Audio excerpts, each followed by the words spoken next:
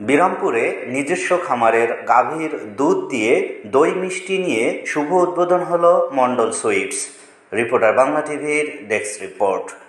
দিনাজপুরের বিরামপুরে সুস্বাদু ও উন্নত মানের নিজস্ব খামারের গাভীর দুধ দিয়ে তৈরি দই ও উন্নত মানের শতভাগ ছানার মিষ্টি নিয়ে মণ্ডল সুইটস মিষ্টান্ন ভাণ্ডারের শুভ উদ্বোধন হয়েছে। শুক্রবার 23শে মে বিকেল 5:30টার দিকে উপজেলার পৌর শহরের টাটকপুর মেইন রোড রজব আলী মণ্ডল প্লাজায় এই মিষ্টান্ন ভাণ্ডারের শুভ উদ্বোধন করা হয়।